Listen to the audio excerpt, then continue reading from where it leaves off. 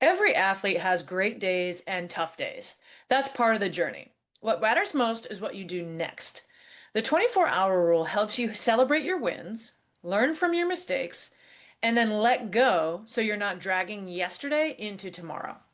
In today's episode, I'll teach you a simple post-performance review you can use after every practice or game so you build confidence, stay motivated, and focus on what's ahead, not what's behind. Welcome to Car Ride Conversations for Sports Families. I'm your host, Valerie Alston, here to help parents and young athletes spark meaningful dialogue about mental toughness, resilience, and confidence. Whether you're headed to practice, a game, or just running errands around town, this podcast is your go-to for building stronger relationships and lifelong skills, one car ride at a time. Let's dive in.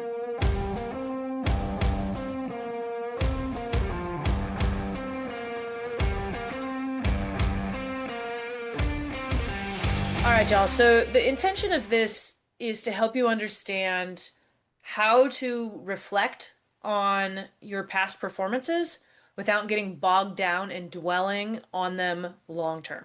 Okay. And so I'm going to introduce you to what I call the 24-hour rule. And what it actually means is that you get a day, right? You get for most performances. Now, there's going to be certain performances, if you were to win the Super Bowl or something like that, like you can dwell on that a little bit longer. That's a major sporting event, okay? But our everyday games, our everyday tournaments, 24 hours is plenty, okay? So what I'm giving you permission, right? And this is important because you do need time to spend in the emotions that you're experiencing. That's important, okay? But you only get 24 hours to feel it, whether that's excitement, disappointment, frustration, pride. Emotions are information, and it's really important for us to know what we're experiencing, what we're feeling after a particular game or tough loss or big win. It is important to experience those emotions, okay? For a lot of reasons. One, it helps us learn, helps us maintain motivation, especially if they were the positive emotions. But after about 24 hours, it doesn't do you that much good, okay? Because it's run its course, right? You've had your time to reflect. And so what we want to move from is switch from just experiencing those emotions to evaluation and then action. Okay. And so the 24-hour rule helps you move from dwelling in the emotions to future-minded action. This matters because if you just stay in the emotion, if you continue to dwell on that particular performance past that 24-hour mark, wins can make athletes overconfident and complacent, right? You're stuck in your highlight reel instead of enjoying that, but also understanding where can I learn and grow, right? There's still room, especially for youth athletes. Like you have so much more to learn and grow from. No matter, don't care how elite you are. The pros still have stuff to learn and grow from, okay? If all you do is, like, you're riding high on your wins and that's all you can think about, you're missing opportunities for growth and development, okay? Now, losses, if you continue to dwell on them or failure moments, it can create doubt, fear, shame. It can really affect the forward motion of your progress because you're stuck in bad moments. Okay. And again, it's valuable to feel disappointed, to feel frustrated, because that produces motivation to change. But if you start to feel fear and shame, that's not helpful. Those emotions are rarely good. Okay. The 24-hour rule. What we're looking for here is giving you a very specific process that you can engage in to help you learn and grow from every experience that you have, but not to dwell on it and get stuck in either way. Okay. So whether that looks like a softball pitcher replaying the three batters she walked in her final game of a tournament and can't get off of it, a basketball player celebrating a high scoring game and forgetting about all the defensive mistakes they made, rocking around school like, what? I'm the it, right? Maybe a swimmer stuck and reliving a bad turn that cost him the podium or something like that. There's a time frame where thinking about those things is helpful, but beyond that point, it's just going to get you stuck. Okay. So I want to introduce you to a post-performance process to help you keep it simple, and it's very repeatable and it can be pretty quick. So this is something that, again, you're going to have to figure out the time frame that makes sense. Not all performances are created equal. Some might require a little bit longer reflection than others. but still keeping it inside that 24 hours. Now, there's five basic areas that you should consider in your post-performance review. Okay. These five areas are important because it looks at the full scope of the performance, not just, you know, the ESPN top 10 plays. Okay. So here's the five areas: your competence builders, your confidence builders, a goal review, your mental game plan, and then your game strategy. Okay. Now, again, all of these are areas you should consider, but after any individual performance, you might spend one, you might spend a little more time in one of those than others, depending on how it went. But these are the domains that you want to really think about. So our competence builders are the things like what didn't go well? What's the areas I still need improving? What didn't work? Okay, whether that's skills, decisions, effort, tactics. Okay. Again, this is helping you progress and develop your skill set. Okay, so you need to focus on the areas of your game that still need some work. Okay, this might be, for instance, a volleyball player thinking about, oh, you know what? My serves were really inconsistent in today's game. I only got half of them in, something along those lines. Okay. Confidence builders are your what are you proud of? What went well? And this is important to reflect on again because it gives you the recipe for success. What enables you to continue being successful in the future, right? We want to make sure you can repeat those things. And so that helps you, it also helps you build that internal motivation of I'm making progress, right? There's stuff I did well. I need to keep thinking about that and keep repeating that. So maybe that sounds like a tennis player who said, I got all of my forehands in today where I wanted them to go, or something along those lines, right? The other thing to consider is your goals. What did you set out to do in this particular performance?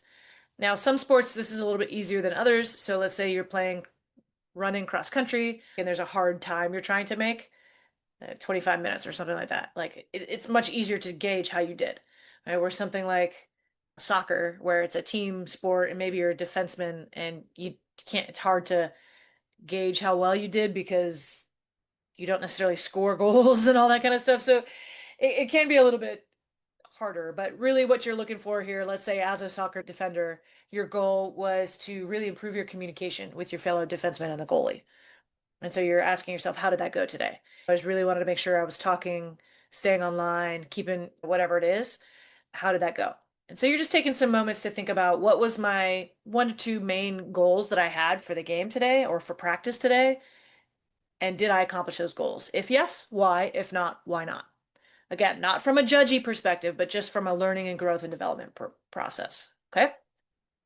Mental game plan is you're focusing on the mental side of the performance, your focus, your attitude, your energy, your confidence, your how did you feel under pressure, right? And so you're just asking yourself, what was my mental game plan? How composed was I? Was I able to bounce back from moments that didn't go well for me? Did I stay locked in? Was I aggressive when I needed to be? Was I a good teammate? It's the mental side of the sport and taking an opportunity to reflect on that because that's going to be a big part of your game moving forward. Okay. So this might sound like a basketball player saying, you know what, my energy dipped in that third quarter. I wasn't able to reset after a bad shot, and I let that sit with me for about 2 minutes or something like that. Okay. So you're just reflecting on the mental side of the sport. And then, of course, you have game strategy. And game strategy is obviously going to look a little different depending on what sport you play, but you want to think about what tactics did I try to use during my performance and were they successful? Were they not? If I were to play this team again, would I do that same thing? Did it work for the most part?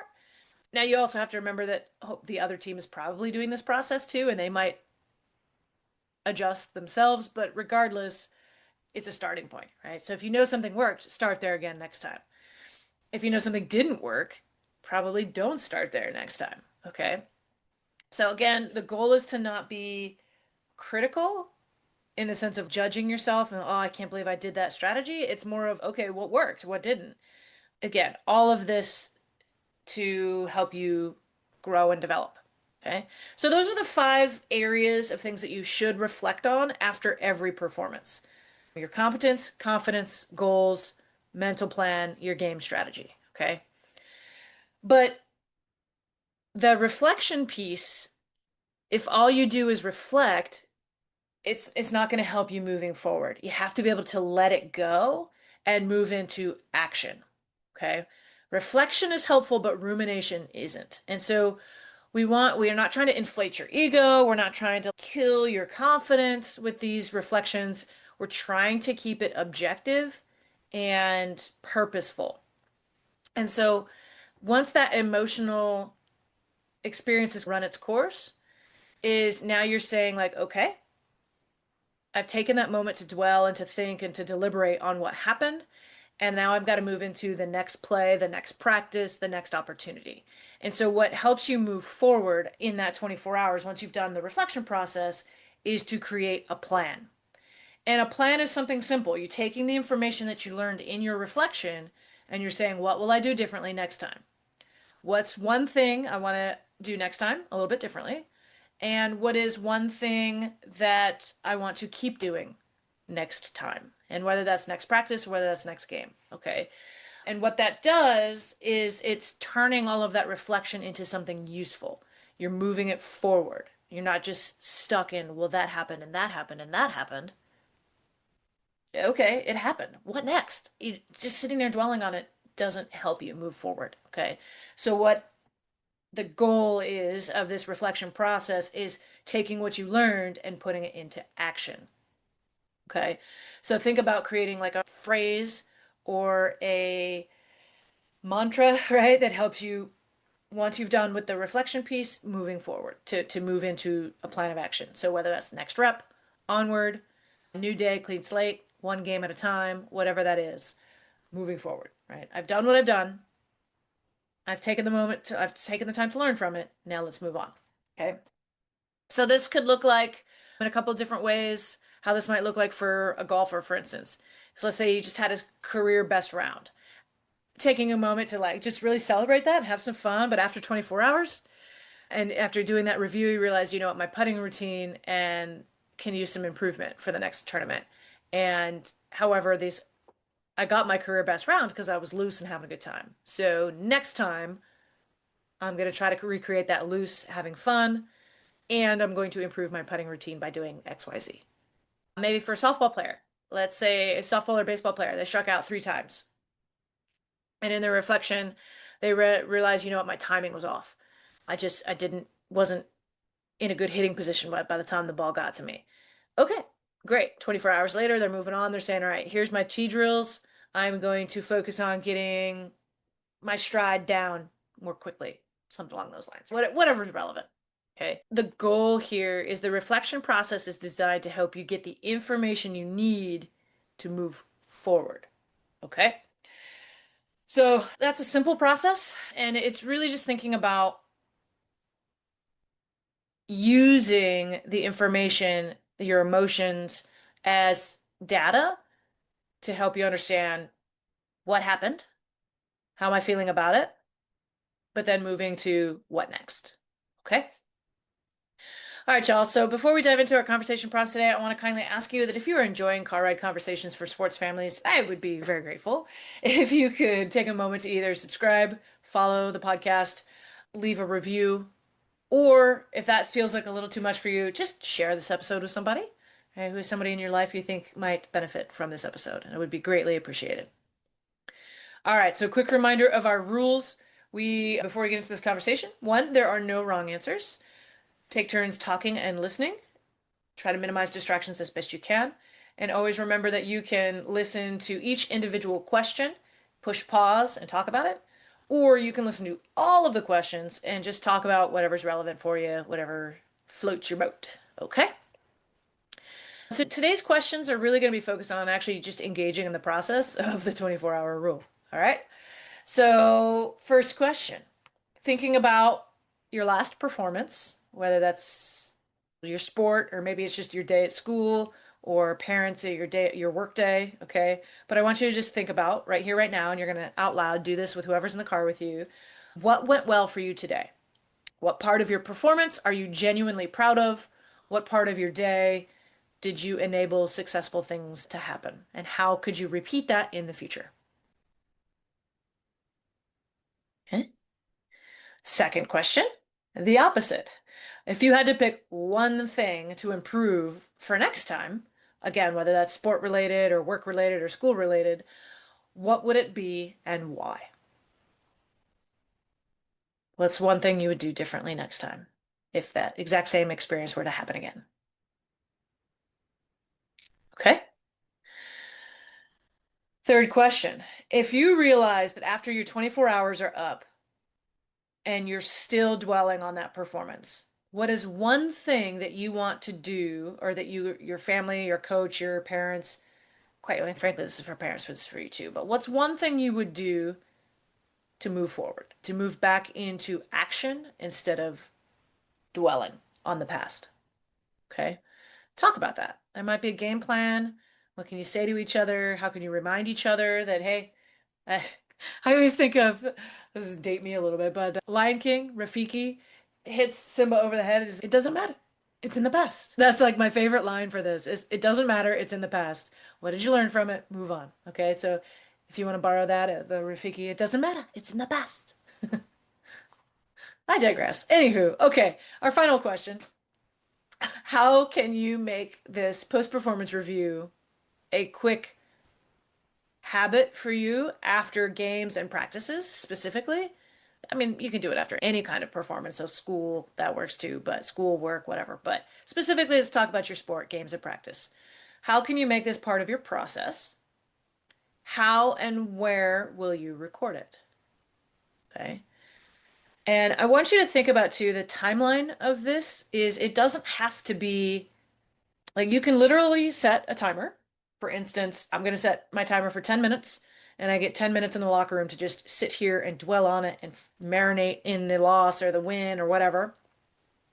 You can also think about it as like a window of time. For instance, as soon as I get in the car at the end of the game, I have until we get home to think about it. And once we get home, clean slate, no more thinking about the game type of thing. So you can think about it, the how and the where can be like a hard time or it can be just like a context in which you do it. But the other thing I'd want you to really think about is how are you going to record, keep track of the things you're learning? Because if you're not keeping that data, you're not, you don't have that information later. And I know you think you're going to remember stuff, but you won't. I know for me during my softball career, shoot, when I was playing travel ball, I played over 100 games a year. And there's no way you were going to remember the lessons you learned in game three when you're already at game 100. Like that, it's just not realistic. Your brain doesn't function that way. Most brains don't. So think about where are you going to record the information? How are you going to record it? Are you going to do like a notebook? Are you going to use your phone notes? Are you going to like voice memo record things? I don't care how you do it, but it's got to be something that you can come back to so that let's say you played in my softball example playing 100 games, let's say you played a team often at the beginning of the season and now it's towards the end of the year and you're meeting them up with them in a really important tournament. Like I want to be able to go back to, okay, what happened the last time we played them? Let me go back through my notes. All right. California Cruisers. Okay, that's they did this, they did that, they did I did this, I did that. Having that data available to you is really important. All right. So think about that. What way are you going to keep track of the things that you're learning in your reflection? All right, y'all. Remember to keep those conversations rolling and let's make those car rides count. Thank you so much for joining me on Car Ride Conversations for Sports Families. If you found this episode helpful, again, please share it. It would be greatly appreciated.